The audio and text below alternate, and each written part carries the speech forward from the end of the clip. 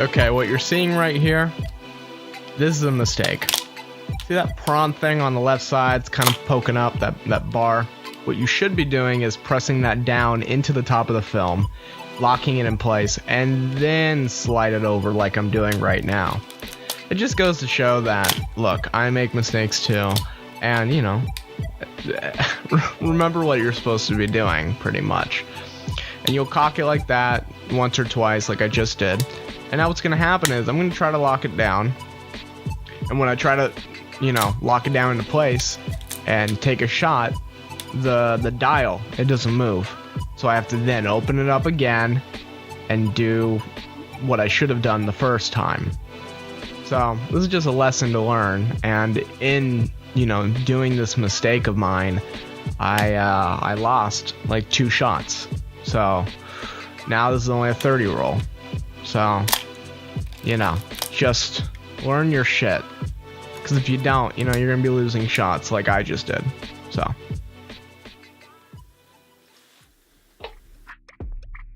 Los Angeles, 1984 Summer Olympics. Canon introduces the Canon new F1, a more professional grade camera, reliable for 2800 rolls of film, and much faster. Well, as fast as you can go with a hand crank on the back.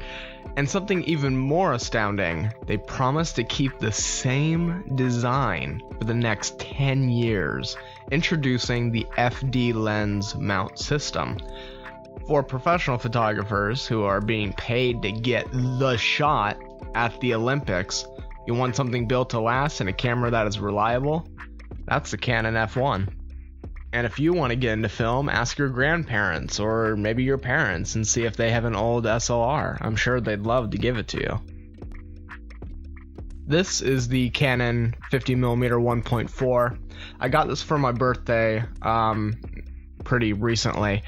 For like $60, $70. I got it from an eBay buyer, or seller rather, and he had like a 95% approval rating. And when I got this back, I was extremely surprised how this lens looks and compared to the 50mm 1.8. This 50mm, I kind of skimmed it over in the last video, but it's actually stuck at 1.8, which is the reason I got this 1.4 in the first place. And looking at it, it's gorgeous. I love the focus ring. It's bigger, it's nicer. I'm going to 1.4, so I have even more light now, and I'm always struggling to get enough light.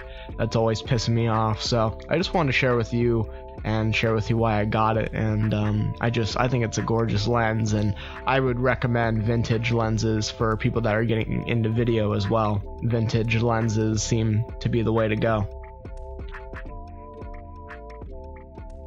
For me, shooting film is for fun and to challenge myself, and it's taught me a lot about how to use a camera. And I've made I don't know what you want to call it, an executive decision on my film photographs that I will not touch them. With the digital images, I love messing around with them. I love fucking with them, right? And when I go into Photoshop, the first thing I do is I play with the colors and I try to get a film feel that I took these pictures on a film camera. Here you go. I find that the film colors, the way they, I don't know, just the way that film feels and looks, I just emotionally connect with it more.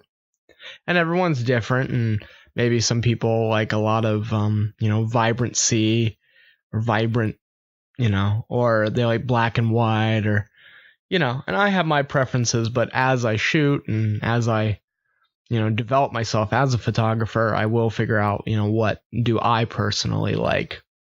So with this picture, this is one of my favorites that I've taken of my buddy Christian. And this is in my room with my windows that you've seen. And I love this photograph. Probably one of my favorites that I've taken off of my digital Canon 600D.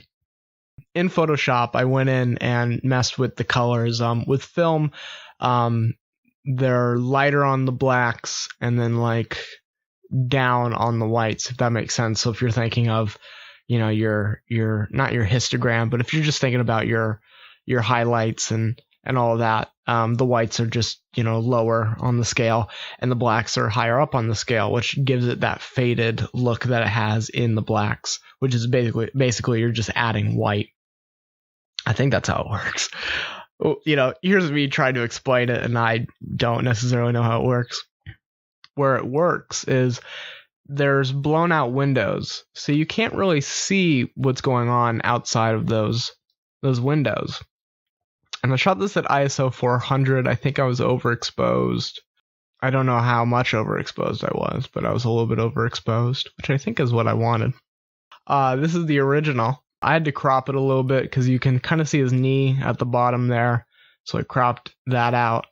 So that gave it more of a scale. And I use Photoshop. I don't use Lightroom. I don't have Lightroom. All right. This is my buddy Dylan.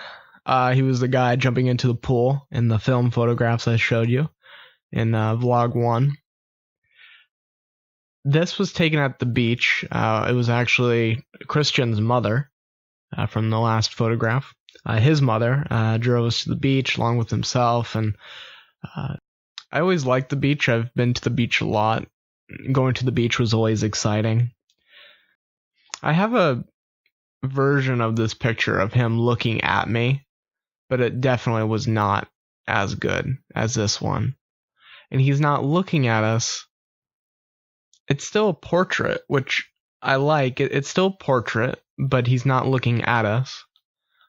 And so we're really getting him in the foreground, and he's looking down, so I feel like it gives some gravity to the photograph. Like, not sadness or anything like that, but just something. You know, he's not looking straight on into the water or something, which may have been a cool image as well. But because he's looking down and to the left a little bit, I feel like it just, I don't know, makes it more depressed or something. I don't know. And since I'm shooting at such a high f-stop, because it was such a fucking bright, cloudy day at the beach, overcasted as hell, compositionally, or just where they're at, they really help the photo. It would have been nice if I could get like a second group of people over on the right side a little bit more into the foreground, which then would even make it even better, because, you know, we have like the I don't know what you call it, I think it's a tree. I actually don't know. You have the tree in the foreground, you have like logs over to the left, and then you got another log over to the other left. Would have been nice to have another log over on the right side. Yeah, these are digital images, so I'm touching them, and this one especially because I made it as film photograph E as I could, and I went towards more of the red tones in this one. With film, it depends on the picture, which that's one reason I have a problem with editing pictures digitally, or just editing pictures like that with their color, because I'm someone where if I have the remote for the TV, it either has to be on 8 or 10. It can't be on 9. And so with my settings for the photographs I, you know, mess with and take, I have to like build custom profiles / settings for, you know. And so when I go in and drop a picture into Photoshop, I have to use one of those presets, and maybe I'll disable something, but I'll never, you know, I'll disable something or I'll add something, but I'll never raise something up in a couple digits, or, you know, or bring something down in color. Everything has to be an absolute. And that's why I like film, is because when I put that, you know, that Fuji Color 400, when I put that in, it just is, you know, it's what those film stocks look like. And, you know, you could say that, well, you know, it's film, so depending upon, you know, how long it's been sitting there unused, or how long it was made, or this or that. Yeah, you could say that, but it's uncertain, and that's something you'll never know in numbers wise if it had this or that. And so I don't really worry about it, but that's a problem that I have with messing around with photos when I edit them, like I don't know, the numbers or the settings or whatever you want to call it, they have to be kind of absolute. So anyway, just for this photograph, I went towards the reds, and that's what kind of blew out the cloudy sky a little bit, which made it this kind of more of a white than a blue, which I like. And then the red in the sand and red in the shadows of the blacks of this photograph and all that. And if we take a look at the original, oh, and another thing, the camera profiles that I'm using for my camera, I use Vision Color for photographs, and I use Vision Tech for footage. I mean, it's definitely a different vibe. Since it's colder, you kind of get more of a different vibe from the photograph. You know, that cooler color is meaning maybe it's more calm or maybe more depressing or something like that. But no, I prefer the film edits that I make because I love what it does to the shadows and I like my photographs to look like they were shot on film. That's just me.